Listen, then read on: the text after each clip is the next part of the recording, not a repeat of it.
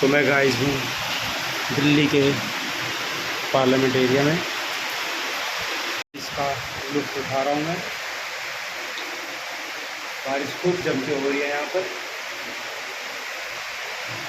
इधर सामने अपना संसद भवन है जो बिल्कुल बारिश से छुप चुका है।